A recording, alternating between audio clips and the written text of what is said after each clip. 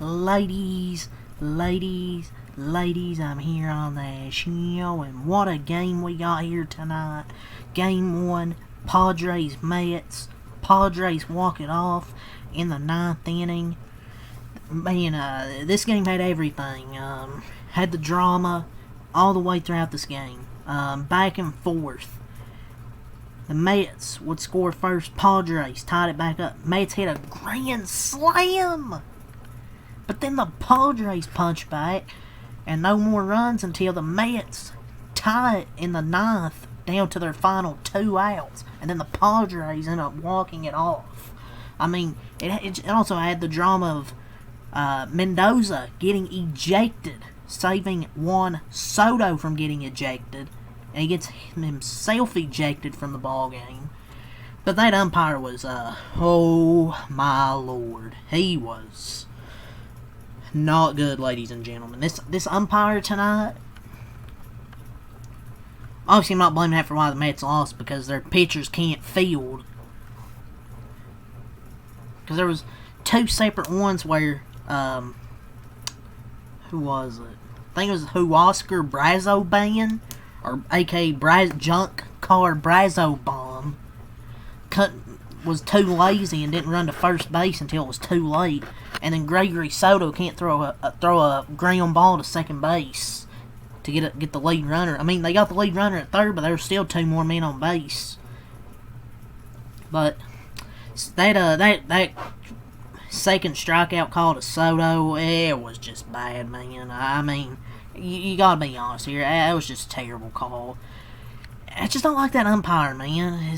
He waits too long to call a strike. It's so delayed. Like, you don't know if he's going to call a ball. You don't know if he's going to call a strike. You got to investigate this umpire. If we're going to investigate players for betting, how about we check these umpires, ladies and gentlemen? And he had a lot to say, because Soto to the umpire, because it was just all over the place tonight. And good on Carlos Mendoza, you know, protecting his player.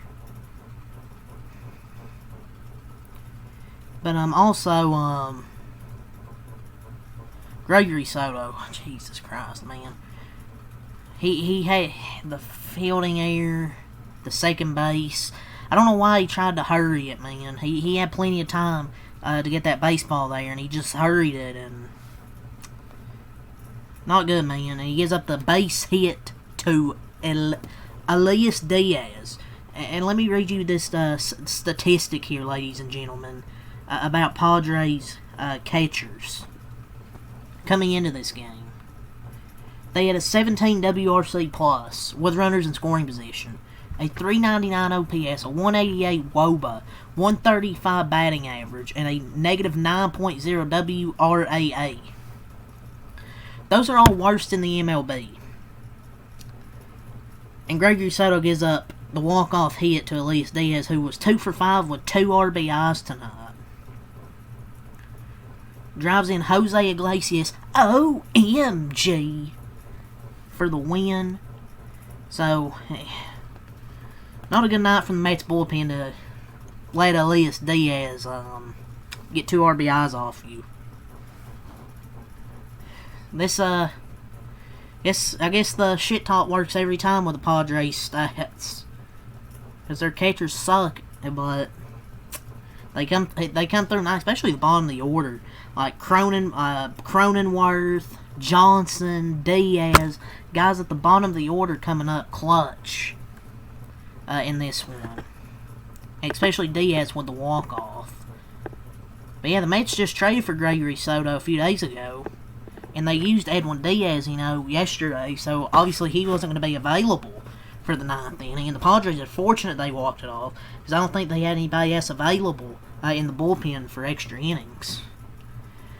But yeah, Gregory Soto is just not good. The Mets pitching really let him down tonight. He scored 6 runs, he should be able to win. The 5th inning did them in, though. Montas is given a 4-run lead with roughly 70 pitches, had nothing. He gives up 2-run homer to Luis Arias. He gives up another hit, a few more hits, and then he's done. Followed by Brazobomb having a brain fart, not covering first base, just like Garrett Cole in the World Series. And then all of a sudden you're down by one. Then Soto airmails a throw to second on a bunt, which could have maybe been a double play. You never know, that could have been a double play. And he rushed it. And hell, you even got Vientos hitting a grand slam and Mauricio hitting a home run to tie the game. Two players you want to see come through in the bottom of that lineup come through, and the bullpen just chokes. And they can't make simple throws. They need to do a little more fielding drills, it looks like. Montas, oh my god, this guy sucks ass, bro. 4.1 innings, 8 hits, 5 runs, 2 walks, 3 strikeouts. Because this motherfucker is given a 5-1 lead, and he wasn't hitting his spots. And this dude's making $17 million a year, by the way. I mean, his first 6 Mets starts. Oh Lord, freaking, what is that? Montas, 29.2. No. Hey, sorry about that. Well, Frankie Montas threw his first 6 Mets starts, 29.2 innings, 5.46 ERA, 1.5 WHIP, and a 292 opponent average. He has not been worth the $17 million at all. I've been watching MLB for about now 5 years. I've watched it. I've never seen worse home plate umpiring in my life in a single game. Did this guy go to umpire school? Has he ever umpired a game? It's horrendous. I mean, he wasn't as horrendous as Frankie Montas and a Huascar Brazoban, but still. Frankie Montas struggling again. You need a starting pitcher, dude. You cannot roll him out for the postseason. And Huascar Brazoban, or Junk Car Brazoban, 0.2 innings, 3 hits, 1 run, 1 walk, no strikeouts. This guy was so good at the start of the season, and now he's trash. Like, I'm sorry. Like, this guy is trash. Like, he was slow to cover first base. You're taught as a pitcher to run to first base. This dude is just standing there, and he runs to first base, but it's too late. And then you give up 2 more runs after that, so not failing to cover first base. Oh, that's 2 more runs. So just a disaster in that 5th inning by Frankie Montas and Junk Car Brazoban.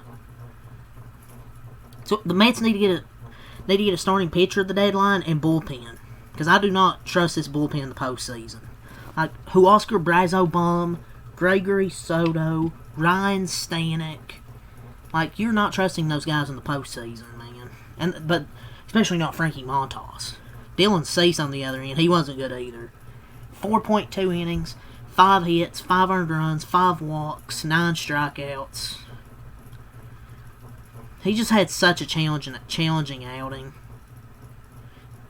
He just wasn't good. I mean, yeah, like, you'll look at his strikeouts. He gets a lot of strikeouts, but the thing is, he walks a lot of batters, and he'll give up the home run ball a lot. And it's what happened tonight. I mean, last batter gives up the grand slam to Vientos. Well, the thing is, with Dylan Cease, he just gives up so many runs. Like, he gets a lot of strikeouts, but he also gives up a lot of runs and walks a lot of batters, and that's why he doesn't pitch like 6-7 innings a start. Because most of his starts are like 4 or 5 innings for the most part. Like, you'll have, or sometimes 6 innings. Like, there's these few starts where he'll go like 6 innings, but for most it's like 4 or 5 innings. Like, the guy's he's just not good. Their bullpen locked in though. Besides that homer given up by Suarez, other than that, their bullpen locked in. They didn't give up a single hit until the 9th inning. For the Mets, Rico Garcia gave you two innings of good baseball, man. 2 innings, 1 hit, no runs, 1 walk, 4 strikeouts for Rico Garcia. Then Ryan Stanek, 1 inning, no hits, no runs, no walks, 1 strikeout. Gregory Soto, 0.2 innings, 2 hits, no earned runs, no walks, 1 strikeout.